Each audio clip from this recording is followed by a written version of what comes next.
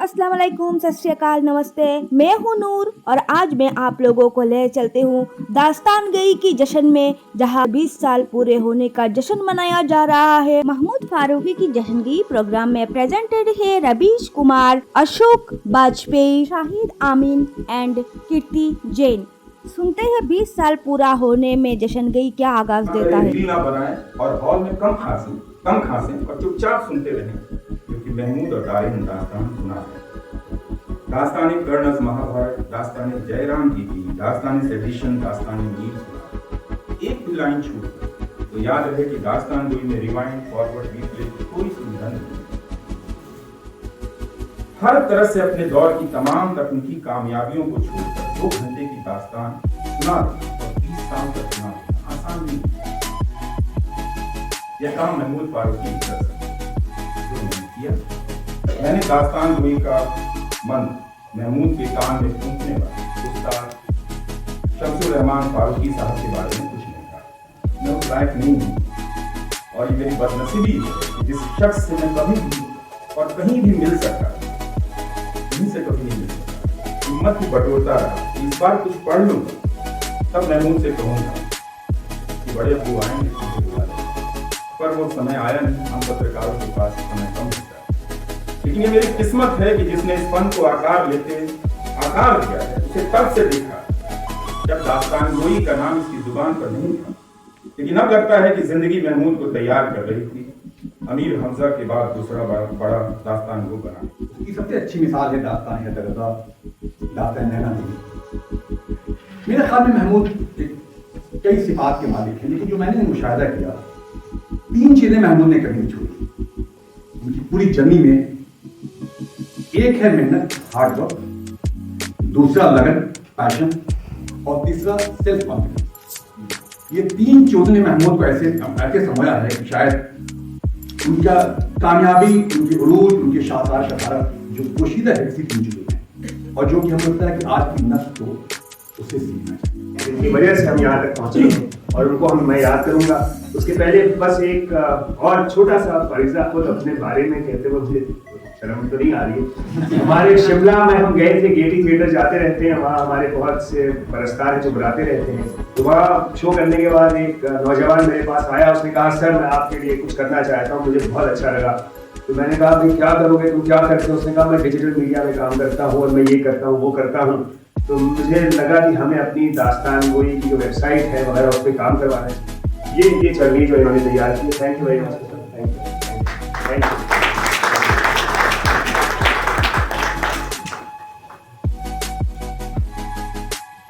ये शिमला से इसके लिए तशरीफ लाए हैं आज। तो आगे बस अब हम चाहते हैं कि वो लोग पे सब बिना है, या आपकी अगर नहीं होने की बात नहीं कर रहा हूँ, नीयत पे सब बिना है या मस्जिद एक बनी थी खड़ी थी बनी थी। नीयत पे सब बिना है या मस्जिद एक बनी थी, पीरे मुआ तो उसका बना हजीरा, यानी उसका वहां मकबरा बना दिया गया है। तो शराब खाने का पीरे मुगा था, तो हमारे पीरे मुगा अशोक वाजपेयी साहब।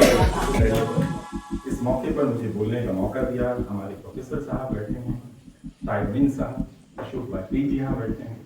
मैं अपने गुरु से पहले बोल रहा हूँ, मेरे लिए भी बहुत बड़ा मौका है। बहुत बहुत शुक्रिया महमूद, अनुषा, दारिन। मोहब्बत में आया है, फारूकी खानदान की मोहब्बत में आया हूँ। फारूकी साहब से मैंने बहुत सीखा और हम सब ने बहुत सीखा। सबसे पहले तो मुझे इस बात की खुशी है कि एक चीज़ उन्होंने बहुत सोच समझ के नहीं की थी, लेकिन वो करना चाहते थे। और इदारों का मसला ये होता है कि हम बहुत सारे काम करना चाहते हैं मगर उसको उतना सोच नहीं पाते हैं। ये ख्याल आया तो भी मैंने महमूद भाई से कहा कि आपके ऊपर एक डॉक्यूमेंट्री बननी चाहिए। तो जाहिर है कि हमारे पास तो उस तरह का इंफ्रास्ट्रक्चर नहीं है भी बहुत।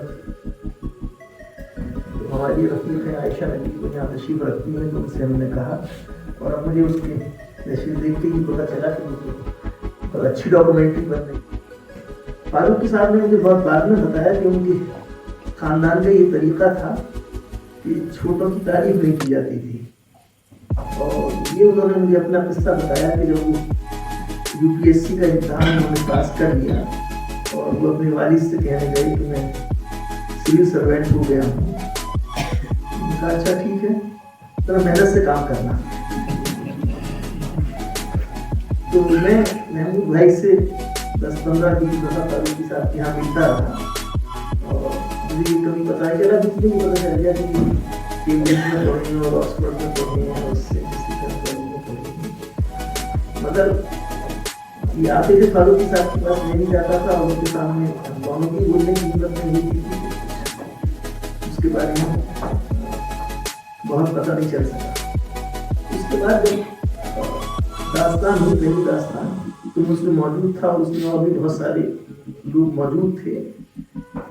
उसने मुझे ये सोचने में मजबूर किया कि जाहिर है कि वो फारूकी साहब जो काम कर रहे थे दास्तान के ऊपर, और उसकी बाकी जिल्दें हमारे यहाँ से छपनी थी, उसका सेकंड एडिशन में गुरुबाग में कौमी उर्दू कौंसिल ने छाप दिया, वो लोग तैयार हो गए, मेहरबान हो गए।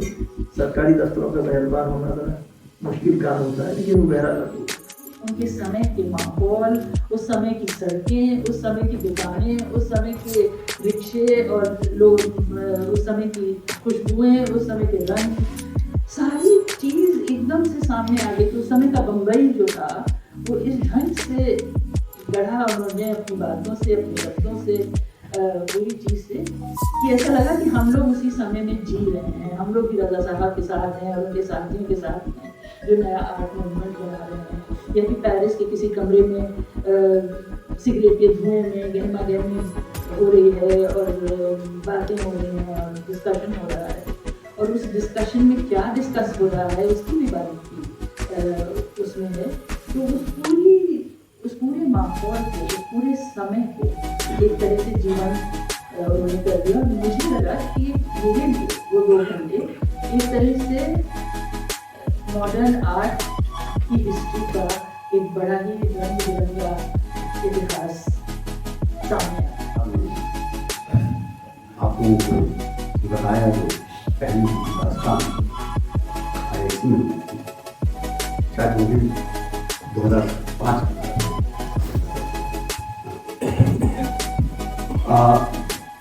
उस जमाने में मैं दास्तान के बारे में सुना था कि कोई समझ नहीं पाए नहीं, फिर भी मैं गया BS के बेसमेंट। तो ये अपनी पोशाक में जिसको उन्होंने मशहूर कर दिया है, लोगों को पहन के चलना चाहिए, अगर वो बोल नहीं सकते तो कम से कम पहन। तो उसमें वो थे बेसमेंट में, और कम लोग थे, और सामने एक मोटी सी मोमबत्ती जल रही थी और एक कटोरा था, कटोरे का मैं आऊँगा। तो वहाँ मेरी दास्तान को महमूद फारूकी से मुलाकात हुई। मैं उनको ज़्यादा जानता नहीं था, बाद में काफ़ी जाना और काफ़ी और रिश्ते निकले। तो तब मैं कुछ काम कर रहा था अपने थीसिस, एक नई किताब थी उसमें जो कि लैंग्वेजेस के ऊपर था, और एक शख्स गुजरे हैं बहुत बड़े लिंग्विस्ट जॉर्ज ग्रेसन, उनका एक बहुत ही बृहद लिंग्विस्टिक सर्वे ऑफ इंडिया हुआ, जिसमें उन्होंने तमाम भाषाओं और बोलियों के ऊपर काम किया। और जहाँ कहीं भी लिंग्विस्टिक सर्वे हुआ है वो उसकी बेसिस रही है the return of the prodigal सन। ये तजवीज़ दी कि साहब इन बोलियों को बड़ी भारी हर तरफ है, ये समुंदर है, इसको एक कूजे में बंद करना चाहिए, इसके ऊपर ग्रामोफोन रिकॉर्ड बनने चाहिए। 1913-14 की बात है। तो साहब सैंक्शन हुआ ग्रांट इसके लिए अलग से, और तैयारी हुई, और उस ज़माने में ग्रामोफोन रिकॉर्ड बनाना बहुत बड़ी चीज़ थी, मौका इधर लगता था आदमी उधर। तो एक साहब अमेरिका से चले, इंग्लैंड से, बीच में फर्स्ट वर्ल्ड वॉर आ गई, तो वो रुक गए। तो ये कहानी वहीं पर ख़त्म हो गई। फाइनली ये रिकॉर्डर साहब पहुँचे दिल्ली में, इंडिया में। बीच में उन्होंने कहा मैं वैदिक मंत्र, वैदिक उच्चारण के लिए, तो ये तो झा साहब के लिए कहते ना जाओ, उन्होंने कहा साहब ये अलाउड नहीं है, ये कोई ब्राह्मण आके एक मशीन के अंदर आवाज़ बढ़ दे। तो उन्होंने एक तरीका किया कि जो रिकॉर्डिस्ट होगा वो पर्दे के पीछे होगा, वो उधर होगा, और कोई नॉन में भी जोड़ लिया।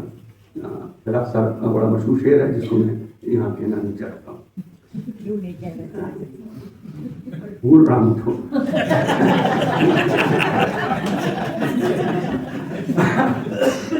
तो महमूद क्या है, अब आगे नहीं होगा क्या होंगे वगैरह।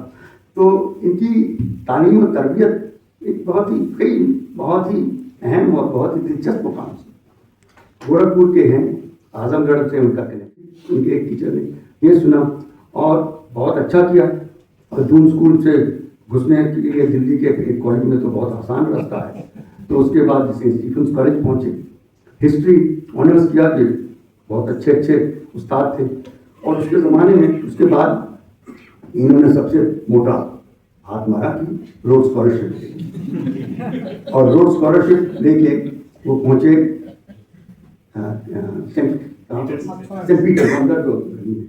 महमूद ने वो हासिल किया और फिर वहाँ से ट्रिनिटी कॉलेज यानी कैम्ब्रिज पहुँचे, जहाँ पे क्रिस बेरी ने उनको मदद किया और वो कुछ दास्तान वगैरह पे काम किया छपानी मेरे ख्याल से।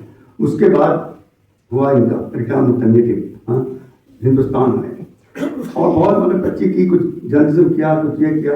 तो फिर शमसुर-रहमान फारूकी साहब ने इनको सलाह दी, मियाँ इधर उधर क्या देखते हो, ये देखो 46 जिल्द, और 46 जिल्द उन्होंने खुद मुहैया की। बाद में मुझे पता चला कहाँ और होनी चाहिए 46 जिल्द ऑक्सफोर्ड में। तो नवल किशोर प्रेस ने 1890 में तमाम 46 जिल्द हिंदुस्तान में जो थी वो ऑक्सफोर्ड को दे दी। तो वहाँ मैं इसी तरह मीर का पहला दीवान 1912 का ये है वहाँ। और फिर महमूद आए उनके फारूकी साहब के साथ, और उसके बाद उनकी शरीक हयात अनुषा ने मिलके एक बहुत ज़बरदस्त फिल्म बनाई, कुछ बिकम प्रेज ना पीपी लाइव इन्होंने किया। वहाँ पे सब दोस्त और अहबाब को भी गुजारिया मेरे पास आए, कहा एक रोल है। मैंने कहा मैं पढ़ाता हूँ प्रोफेसर, ने कहा फिल्म मिलन में जा रहा हूँ। मैं अनुषा का बहुत बड़ा रोल है। यही जो आपने किसी ने कहा, जो स्टेज है वो सफ़ेद है, उस पर 2 गाँव तकिए लगे हैं, जो नॉर्मली हम लोग सोचते थे कि ऑल इंडिया कांग्रेस कमेटी के बोले जब बैठते हैं तो उसका सहारा देते हैं। और उसमें अंगरखा है और कीजिए एक पैजामा है जो अलीगढ़ी पैजामा है। शुरू करना ज़रूरी है कि महमूद फारूकी और उनके समूह को 20 वर्ष पूरे करने के लिए बहुत बहुत बधाई।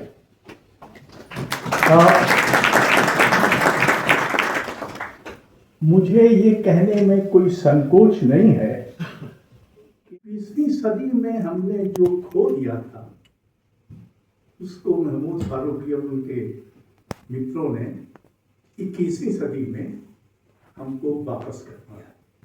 तो जो खो चुके थे कि उसकी वापसी का जलसा भी है।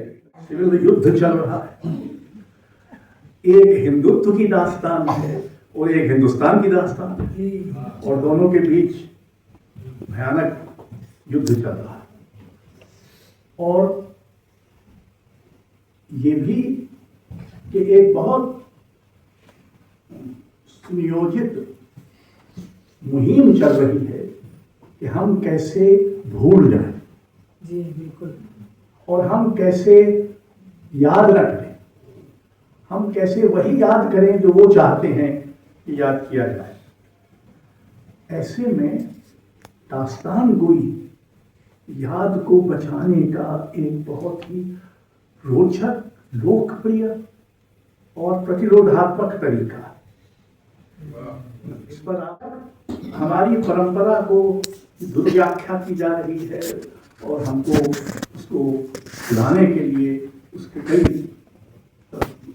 पहलुओं को भूल जाने के लिए बार बार प्रेरित किया जा रहा है।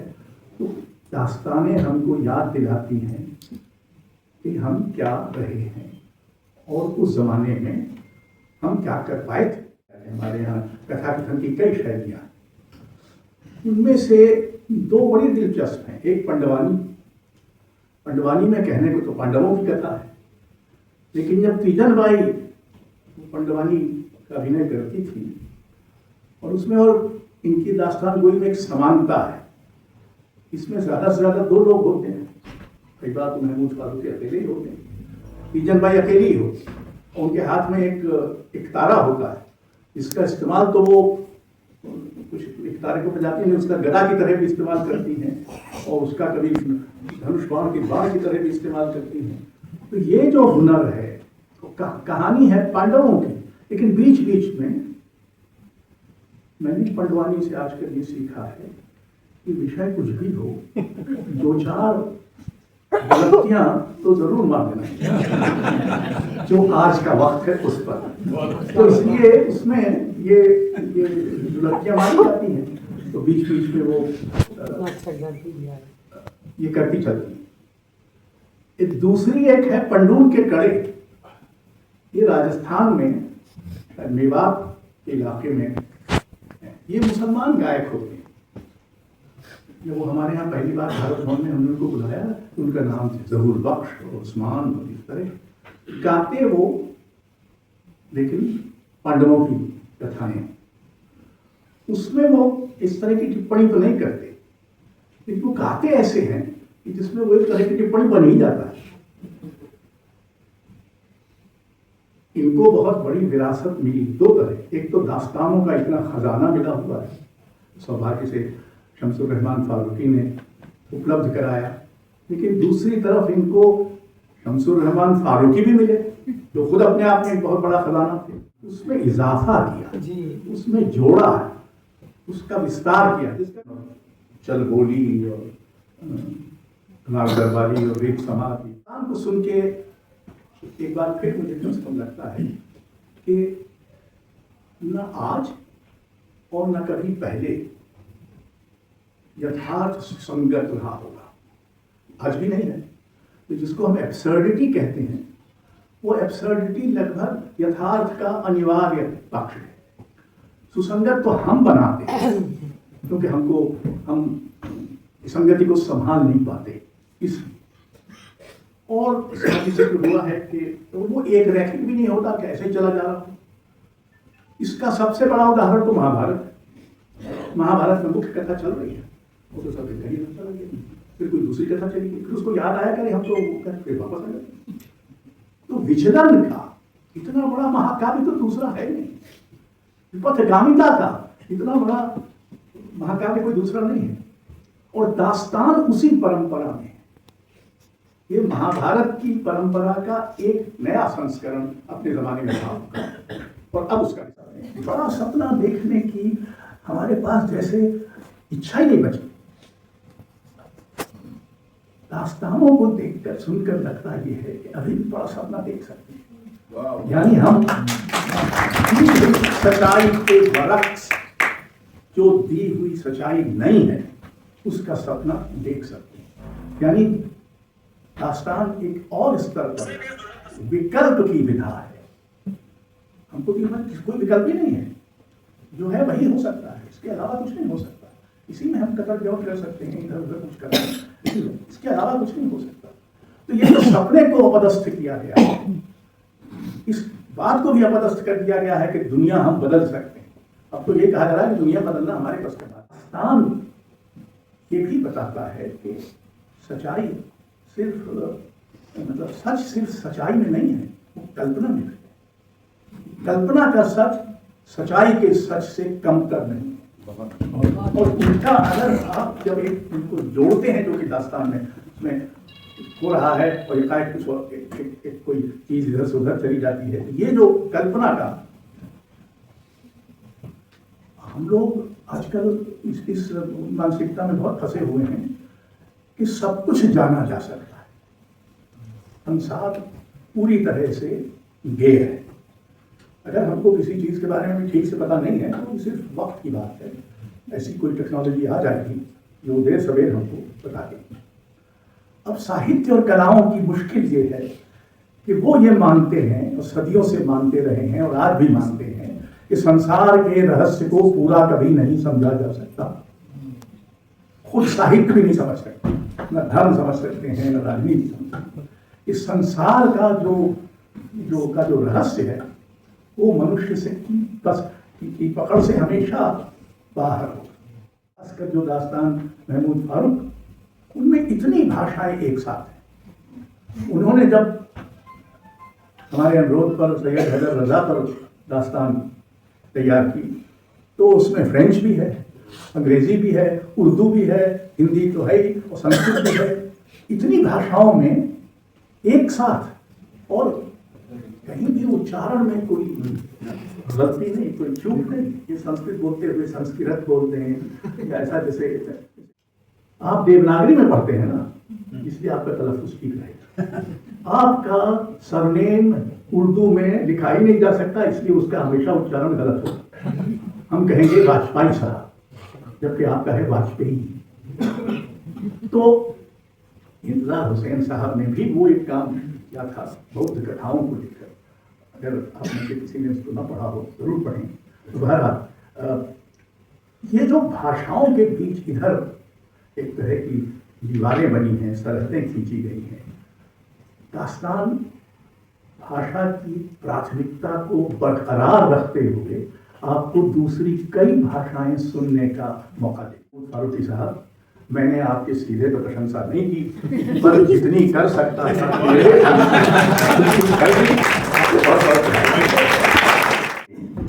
हमारे बहुत दोस्त और करम फरमा हैं जो हमारे बहुत से शोज देखते रहे थे पहले और बहुत अच्छे रसिक हैं और रसिक होने के साथ बहुत अच्छे डिज़ाइनर हैं और उन्होंने हमारे ऊपर ये बड़ा एहसान किया जब हम मिलने गए उनसे। और मुजीब साहब की किताब पद्मावत जो उनका 30-40 साल का काम था, वो जब मंजर आम पे आ रही थी तो हम खोज रहे थे कि कौन है जो इसके शायान शान हो, जो इस किताब का कवर डिज़ाइन करे। तो हमारे दोस्त अमरीश सात्विक साहब ने हमको इतू चौधरी साहब का नाम सुझाया। हम उनके पास पहुंचे और वो बहुत मानी जानी हस्ती हैं, बहुत बड़े डिज़ाइनर हैं, लेकिन उन्होंने वो काम हमारे लिए बहुत खूबी से अंजाम दिया। और गुजार हूँ दास्तान गोई के बिहाफ पे, हम सब सुनने वाले करने वालों के बिहाफ पे उन्होंने जो हमारे काम की बारीकी को समझा। पहली स्लाइड दिखाएं तो मैंने इस स्ट्रोक से आगाज किया और अगली स्लाइड दिखाएं, जिसको मैंने इस तरीके से इसे खत्म किया। और जो उर्दू पढ़ने वालों हैं, जैसे आपको शायद उर्दू का एक अक्षर दिख जाए दाल, जिससे ता होता है, जिससे दास्तान गोई का ता होता है, शुरू होता है। अगर आपको दिख रहा है तो आपको माफ किया जाता है। अगर कुछ लोग इसमें अंग्रेजी पढ़ने वाले हैं तो शायद उनको डी भी दिखता हो दास्तान गोई का, तो चलो आपको भी माफ किया जाता है। पढ़ लो मुझे। अगला स्लाइड अगर हम देखें तो इसको जब दूसरी तरफ हम रिफ्लेक्ट करते हैं उसको, तो शायद किसी को इसमें सी भी दिखता हो तो आपको माफ किया जाता है। डी और सी मिलकर दास्तान कोई कलेक्टिव होता है।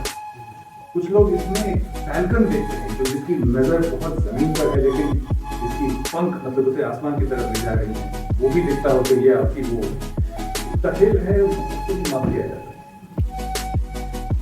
Next slide.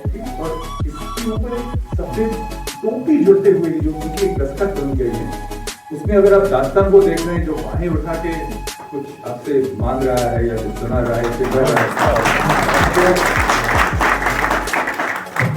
इसकी भी माफ है। आखिर में लोगों के आप उल्टे के बारे में फिक्र ना करें, उसके बजाय इसकी तस्वीर को देखें। मेरी वीडियो आप लोगों को अच्छा लगा हो तो सब्सक्राइब कीजिए, कमेंट कीजिए एंड शेयर कीजिए। नेक्स्ट मिलते हैं दूसरी वीडियो में। टेक केयर, बाय बाय, अल्लाह हाफिज, keep showering your blessings and love.